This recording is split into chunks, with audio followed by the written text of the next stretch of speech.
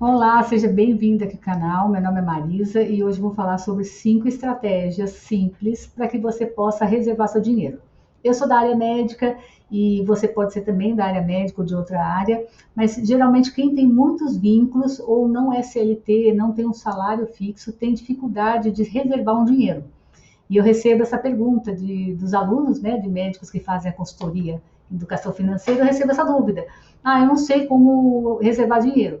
Parece simples isso que eu estou falando, mas quem recebe por atendimento, igual a área médica, às vezes você pega o dinheiro, usa esse dinheiro para os gastos cotidianos e não separa aquele dinheiro para o investimento. Se você é um assalariado, você recebe lá os seus honorários, você separa lá, quer separar 10% e já aloca para o seu investimento. E eu vou colocar aqui estratégias diferentes. A última não tem muita lógica, mas você vai entender por que eu coloquei. Vamos lá para a área. Para a área não, para a aula, perdão. A apresentar. Então, aqui é sobre as 5 estratégias, né? Então, vamos lá. Assalariado, então, como eu falei, você já sabe, você já se reserva. Então, para quem tem um vínculo e ganha fixo ali, tá ok, a pessoa consegue separar. A única dica, por isso que eu coloquei esse slide aqui, a dica que eu te dou é para que você faça isso assim que você receber os seus honorários, o seu salário. Não deixa para o final do mês. Já reparou como no final do mês a gente tem sempre muitos gastos e às vezes o que sobra a gente vai investir? Então, uma estratégia para você que está formando carteira de renda é ter esse compromisso. Pague-se primeiro, tá? Chegou lá os honorários, reserva esse dinheiro já, a porcentagem que você combinou consigo mesma, já reserva para os investimentos. Vínculo investimento. Eu coloco esse nome principalmente para quem tem mais de um vínculo. Na área médica, na área da saúde, isso é comum. Então, por exemplo, eu já tive períodos assim da minha vida que eu trabalhava em 3, 4 lugares diferentes. Então, eu recebia de 3, 4 fontes diferentes. E isso, quando eu coloco assim, vínculo investimento, é se você tiver mais de uma fonte de renda, que você selecione uma delas e destine totalmente para investimentos. Então, eu vou dar um exemplo meu que eu usei por um tempo. Eu trabalhava numa clínica onde eu recebia lá pelo PJ, eu separava aquele dinheiro, né, e mandava para minha corretora, e esse dinheiro todinho, 100%, eu pagava assim, tirava os impostos, tirava do contador e 100% do que sobrava eu alocava para ações e fundos imobiliários. Eu posso falar isso mais para frente, tá, para você.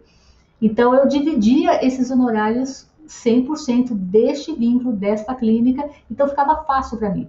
Eu ganhava por volta do dia 25 de cada mês, caía dessa clínica, 100% iria para o investimento. E você pode fazer isso. Ah, mas você não é da área médica, você não tem vários vínculos. Se você tem, por exemplo, um aluguel, você tem o seu salário e um aluguel, você pode combinar uma estratégia consigo mesma, ou consigo mesmo, né? De 50% do aluguel eu vou destinar para investimento. E combinar e ser firme. Sim que você receber esse aluguel, você já fazer a transferência para sua conta da corretora e manter esse compromisso de investimento.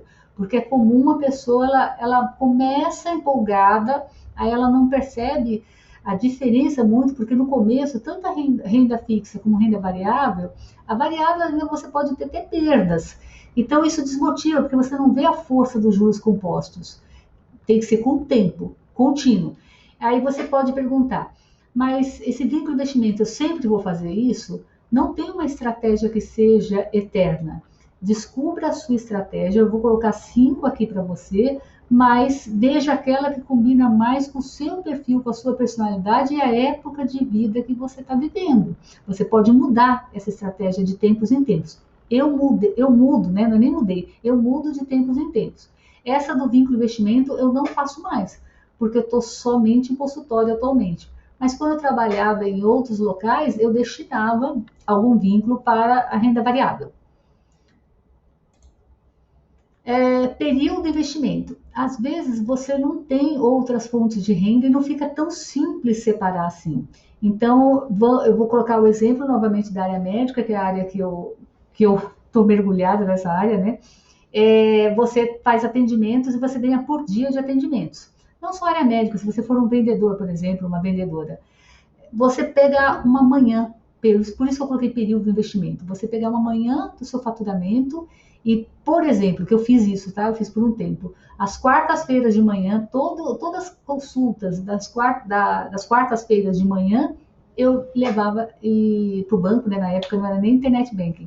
Eu depositava mesmo os cheques no banco e eu aplicava.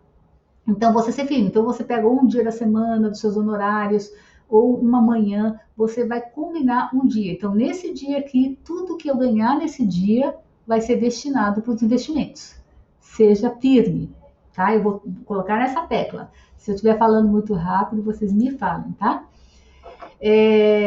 Produto investimento. Eu coloquei esse nome nessa estratégia porque às vezes também vai combinar mais contigo no seu perfil de personalidade e eu vou trabalhar muito isso no canal, então seja bem-vindo ao canal. Vou trabalhar essa questão da finanças comportamentais principalmente, tá? Porque minha área é a psiquiatria. Então, vamos supor que você seja dentista. Eu estou olhando aqui para o slide, tá? Por isso que às vezes eu olho aqui para baixo. Você é dentista e você pode destinar naquele mês, todo mundo que fez limpeza dentária, você vai pegar aquele faturamento da limpeza dentária e vai colocar em investimentos. Então, teve mais no mês, teve menos no outro, mas você destina. Isso fica fácil para você manter uma estratégia de disciplina. Você pode, no caso aqui, lavanderia, coloquei um exemplo, peças de roupa. Então, todo mundo que vier nesse mês, que trouxer cobertor para lavar, aquele dinheiro referente ao cobertor ou edredom, eu vou destinar para investimentos. Uma estratégia. Então, você vai selecionar isso.